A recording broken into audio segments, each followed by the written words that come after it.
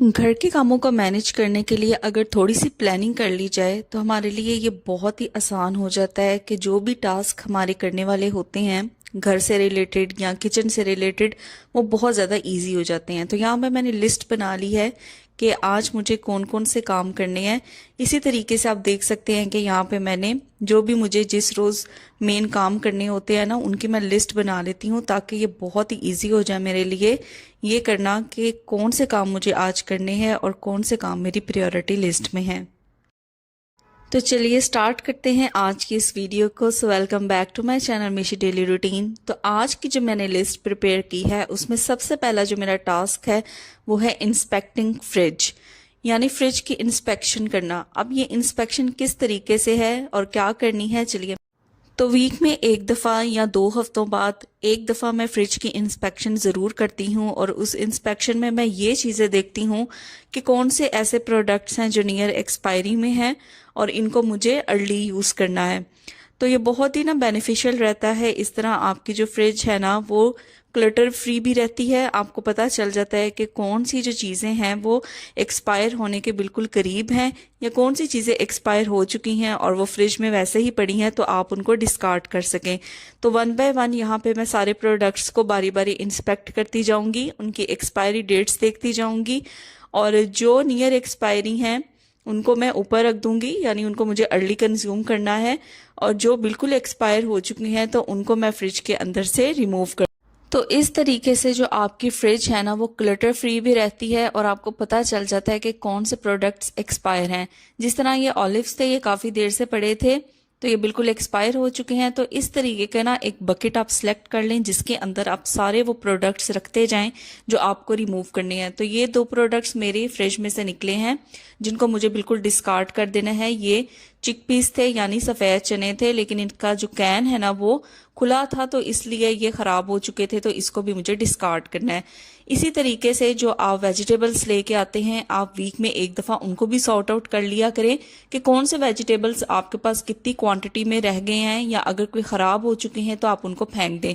तो मैंने देख लिया है कि मेरे पास ये 3 किस्म के जो वेजिटेबल्स हैं ये अवेलेबल हैं, तो मुझे इनको इस वीक में जल्दी जल्दी से कंज्यूम करना है ताकि जो नेक्स्ट ग्रॉसरी है उसके लिए फ्रिज में स्पेस बन सके और ये वाले जो वेजिटेबल्स हैं ये ख़राब भी ना हो। इसी तरीके से मैं फ्रूट्स को भी इंस्पेक्ट कर लेती हूँ। तो नेक्स्ट पॉइंट जो है मेरा वो है पेनिट्री की इंस्पेक्शन। तो फ्रिज के बाद जो चीज़ आपको इंस्पेक्ट करनी चाहिए वो है पेनिट्री इंस्पेक्शन। तो ये भी मेरा सेकंड पार्ट है आज की। तो सेम वे जिस तरह मैंने फ्रिज को इंस्पेक्ट किया है उसी तरीके से मैं अपनी पेनिट्री को भी इंस्पेक्ट करूंगी। हम मंथली ग्रोसरी में इस तरह के मसाला बॉक्सेस लेके आते हैं जो वक्त के साथ साथ अक्सर हम भूल जाते हैं कि हमारे पास कितने ज़्यादा कलेक्ट हो गए हैं, क्योंकि अक्सर हम लिस्ट नहीं बनाते जिसकी वजह से रिपीटिवली हम इसको हर मंथ ले आते हैं। तो यहाँ पे मैं देख लूँगी कि कौन से जो मसाले हैं वो डबल हैं और जिनकी एक्सपायरी नियर है उनको मैं सेपरेट कर दूँगी। और इसी तरह जो मसाले मैंने खुले हुए यूज़ किए हुए हैं उनको मैं एक दफ़ा क्लोज करके रख दूंगी। तो जितने भी मेरे ये डिब्बे वाले मसाले हैं या पैकेट मसाला है उनको मैं अच्छे तरीके से इंस्पेक्ट कर लूँगी कि कौन कौन से नियर एक्सपायरी हैं या कौन कौन से हैं जो बिल्कुल एक्सपायर हो चुके हैं। तो कोई भी जो मसाले थे वो एक्सपायर्ड नहीं था, जो ओपन थे वो नियर एक्सपायरी थे। और ये मुझे याद रहेगा कि जो मसाले ओपन है उनको मुझे अर्ली कंज्यूम करना है। तो सारे मसालों को इस तरीके से मैं इंस्पेक्ट कर लूँगी। तो पैकेट मसालों के अलावा हमारी जो पेनिट्री होती है उसके अंदर हम हर्ब्स वगैरह भी यूज़ करते हैं, जैसे ऑरिगेनो है, बेसिल है, थाइम है। तो ये सारी हर्ब्स भी हम यूज़ करते रहते हैं। इसके अलावा जैसे बेकिंग सोडा है, बेकिंग पाउडर है, या आपके जो फूड कलर्स होते हैं उनको भी एक दफ़ा ज़रूर इंस्पेक्ट किया करें कि कहीं कोई नियर एक्सपायरी तो नहीं।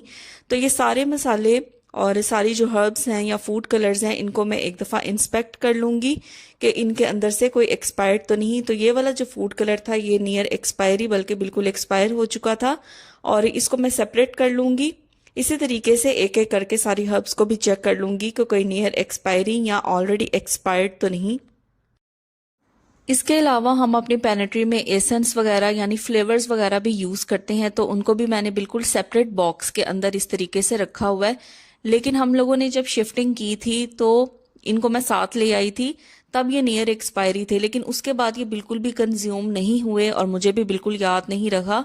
तो आज जब मैंने अपनी पैनेट्री को इतने अरसे बाद ऑर्गेनाइज किया है, काफ़ी देर बाद, तो मैंने देखा है कि ये ऑलरेडी सारे एक्सपायर्ड हो चुके थे। असल में जब मैंने घर शिफ्ट किया है ना, तो उसकी वजह से ये मुझे बिल्कुल भी याद ही नहीं रहे। तो आज ये किसी पैनेट्री के कोने से निकले हैं, तो ये बिल्कुल एक्सपायर्ड हो चुके थे। तो इस बॉक्स के अंदर जो चीज़ें हैं, जैसे ये एसेंस हैं और ये फूड कलर है, ये एक्सपायर्ड है, तो इसको मैं डिस्कार्ड कर दूंगी। तो इस तरीके से जो बाकी चीज़ें हैं वो मुझे पता है कि उनको मैं यूज़ कर सकती हूँ। मेनली मैं कुकिंग के अंदर इस तरीके के जो वुडन स्पैचुलाज होते हैं उनका इस्तेमाल करती हूँ। तो हमें पता है कि वुडन स्पैचुलाज वैसे तो हेल्थ के लिए बहुत अच्छे रहते हैं, लेकिन आपने नोट किया होगा कि वक्त के साथ साथ इसके अंदर जो ऑयल है ना, वो एब्जॉर्ब होना स्टार्ट हो जाता है। हम इनको जितना मर्जी रोज़ाना क्लीन करें, लेकिन इसके अंदर जो ऑयल है ना खाने का, वो जज़ब हो जाता है। तो आज इनको क्लीन करेंगे बड़े ज़बरदस्त तरीके से, और मैं इसको मंथ में एक दफ़ा इस तरह क्लीन कर लेती हूँ ताकि ये जो वुडन स्पैचुलाज हैं या स्पून्स हैं ये नीट एंड क्लीन हो जाएं, और अगर इन्होंने ऑयल एब्जॉर्ब किया हुआ है तो वो भी रिमूव हो जाए। तो बड़ा ही आसान सा वे है। मैं क्या करूँगी कि ये एल्युमिनियम का जो बर्तन है इसको मैं यूज़ करती हूँ क्लीनिंग पर्पज़ के लिए। जिस तरह मैंने आपको लास्ट वीडियो में बताया था कि मैं रोटी रखने वाले रुमाल भी इसी के अंदर क्लीन करती हूँ, क्योंकि मैं इसको खाना बनाने के लिए यूज़ नहीं करती। तो सिंपल इसके अंदर मैंने ऐड कर दिया है नमक, थोड़ा सा डिश वॉशिंग लिक्विड, और थोड़ा सा इसके अंदर मैं लेमन जूस ऐड करूंगी, और साथ में यही वाला लेमन मैं इसके अंदर भी ऐड कर दूंगी। और एक दफ़ा मैं इन सारी चीज़ों को आपस में मिक्स कर लूंगी ताकि ये आपस में अच्छे तरीके से रिएक्ट करें। अब जितने भी आपके वुडन स्पून्स हैं या स्पैचुलास हैं जिनको मैं कुकिंग के लिए यूज़ करती हूँ, उन सब को मैं इसके अंदर डिप कर दूंगी। इसके अलावा मेरे पास ये एक छोटा सा वुडन स्पून था, तो ये भी काफ़ी ज़्यादा ना गंदा हो चुका था, तो इसको भी मैं इसके अंदर ऐड कर दूंगी। तकरीबन 10 to 15 मिनट्स के लिए मैं इसे बॉयल करूंगी, और इसी दौरान मैं इन जो स्पून्स है वुडन स्पैचुलास है इनकी जो साइड्स है ना, उनको भी चेंज करती रहूंगी ताकि हर तरफ से जो ये सोल्यूशन है वो इनके ऊपर रिएक्ट करे। तो टोटल 15 मिनट्स की बॉइलिंग में मैं इनकी जो प्लेस है ना वो चेंज करती रहूंगी भी। तो आफ्टर 15 मिनट्स मैंने फ्लेम को ना ऑफ कर दिया है, और आप देख सकते हैं कि काफ़ी हद तक जो स्पून्स है ना वो नीट होना स्टार्ट हो गए हैं। तो अब मैं इनको निकाल दूंगी। यहाँ पे थोड़ा सा इनको मैं ठंडा होने दूंगी और फिर इनके फर्दर मैं क्लीनिंग करूंगी। तो क्लीनिंग के लिए मैंने क्या किया है कि इस तरीके का स्क्रब ले लिया है, और साथ में वही सोल्यूशन मैंने थोड़ा सा पानी में ऐड किया है। बस इस स्क्रब को इसके अंदर डिप करती जाऊंगी और इन स्पून्स के ऊपर इस तरीके से इसको अच्छे तरीके से रब करूंगी, ताकि जो भी इसके अंदर डिपॉजिट्स हैं फूड के या ऑयल के वो थोड़े और क्लीन हो जाएं। तो जैसे जैसे मैं क्लीन कर रही हूँ आप देख सकते हैं कि नीचे जो सिंक है उसके ऊपर कितनी ज़्यादा डर्ट है या मैल निकलना स्टार्ट हुई है। तो स्पून्स को क्लीन करने के बाद ये जो स्क्रब है जिससे मैं स्पून्स को क्लीन कर रही हूँ, इसकी क्लीनिंग भी इसी सोल्यूशन के साथ हो जाएगी, क्योंकि आपने देखा होगा कि इस सोल्यूशन के अंदर इस स्क्रब के अंदर से भी मैल निकलना स्टार्ट हो गई है। तो यही सोल्यूशन आप एक सोल्यूशन बनाएंगे ना तो ये आपके लिए बहुत ज़्यादा बेनिफिशियल होगा। आपके 2-3 कामों के लिए तो ये आसानी इस्तेमाल हो जाएगा। तो देखिए ये वाला सोल्यूशन अभी भी चूल्हे पे था, इवन मैंने चूल्हा ऑफ कर दिया लेकिन ये गर्म है। तो स्क्रब को और स्पॉन्ज को दोनों को मैं इसके अंदर डिप करके रख दूंगी। तो जब तक स्पॉन्ज और स्क्रब डिप रहते हैं तब तक मैं इन स्पून्स को ना अच्छे तरीके से वॉश कर लूंगी और इनको साइड पे रख दूंगी ताकि ये अच्छे तरीके से ड्राई हो जाएं। वुडन स्पून्स को वॉश करने के फौरन बाद कभी भी कैबिनेट्स के अंदर ना रखें, इनको मुकम्मल तौर पे ड्राई होने दें फिर इनको कैबिनेट्स के अंदर रखें, क्योंकि ये वुड होती है और इसके अंदर बड़ी अच्छी एबिलिटी होती है कि वो मॉइस्चर को या स्मेल को अपने अंदर एब्जॉर्ब कर लेती है। इसलिए इन्हें मुकम्मल तौर पे ड्राई होने दें तभी इन्हें कैबिनेट्स में रखें। तो मीनवाइल दूसरी जगह हमारे जो स्पॉन्ज था और स्क्रब था इसको भी तकरीबन 20 मिनट हो चुके थे इस सोल्यूशन के अंदर।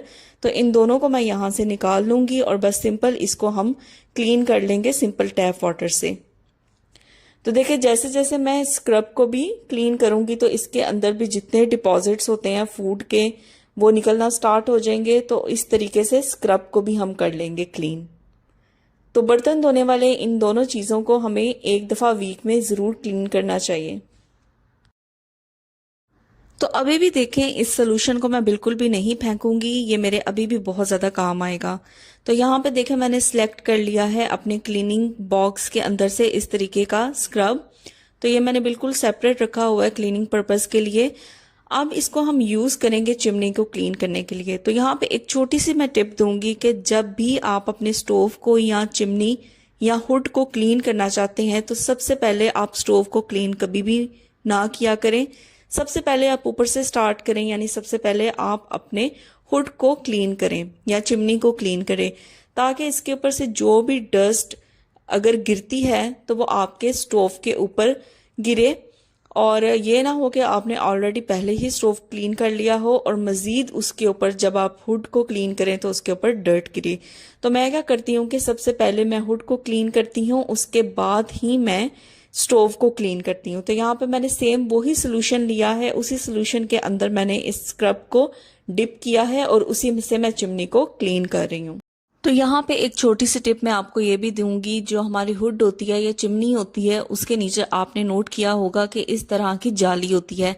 अगर आप इस जाली को रेगुलरली बाहर से क्लीन करते रहें तो यकीन करें आपको इसकी बहुत एक्स्ट्रा डीप क्लीनिंग करने की ज़रूरत नहीं पड़ेगी, क्योंकि हमें पता है कि जब हम कुकिंग करते हैं तो ऑयल के जो डिपॉजिट्स होते हैं वो इस चिमनी के ऊपर इस तरीके से स्टिक कर जाते हैं। तो ये एक तरह से फिल्टर होता है। अगर आप इसे बाहर से अच्छे तरीके से रेगुलरली क्लीन करते रहेंगे तो आपको इसकी लंबी चौड़ी डीप क्लीनिंग करने की ज़रूरत नहीं पड़ेगी। तो सिंपल उसके बाद मैंने यहाँ पे ले लिया है वेट टॉवल, और वेट टॉवल से अच्छे तरीके से मैं हुड को क्लीन कर दूंगी, और सेम इसी तरीके से नीचे जो फिल्टर है यानी जो जाली है उसको भी मैं इससे अच्छे तरीके से वाइप आउट कर दूंगी। तो आप भी इसी पैटर्न को फॉलो किया करें। अगर तो आपके चूल्हे के ऊपर यानी स्टोव के ऊपर इस तरीके का चिमनी या हुड है तो सबसे पहले उसे क्लीन करें, उसके बाद आप नीचे स्टोव को क्लीन करें। और मेरा जो स्टोव है ना उसके ऊपर ये इस तरीके का लिड है, तो मैं जब चिमनी को या हुड को क्लीन करती हूँ तो इसको मैं क्लोज कर देती हूँ। उसके बाद देखिए, हम फोर्थ यूज जो करेंगे इस सोल्यूशन का वो ये है कि जब आप इसे सिंक में डिस्कार्ड करेंगे तो पूरे सिंक के ऊपर एक दफा मैं इसको फैला दूंगी, और वही लेमन जो हमने सोल्यूशन के अंदर यूज किया था उसे मैं इसे रब कर दूंगी पूरे सिंक को, और अच्छे तरीके से इसे वाइप आउट कर दूंगी। तो ये थी मेरे आज के कुछ मैनेजिंग टिप्स जो आपको होम मैनेजमेंट में बहुत ज़्यादा बेनिफिशियल साबित होंगे। तो आपने देखा कि किस तरीके से आपको एक लिस्ट प्रिपेयर करनी चाहिए। आपने वीक के अंदर जो मेजर काम करने हो उनकी पहले से एक लिस्ट बना लिया करें और फिर उनको सीक्वेंस वाइज फॉलो करके तो उन्हें पूरा कीजिए। तो इस तरीके से आपके ऊपर बर्डन भी नहीं आएगा। तो मैं उम्मीद करती हूँ कि आज की ये वीडियो आपके लिए बहुत ज़्यादा फ़ायदेमंद होगी, और अगर आपको वीडियो पसंद आई है तो इसको लाइक ज़रूर करें, शेयर करें, कमेंट करें। चैनल पे नए हैं तो चैनल को ज़रूर सब्सक्राइब करें। फिर मिलूंगी आपसे एक और ज़बरदस्त वीडियो के साथ। Till then take care, bye bye.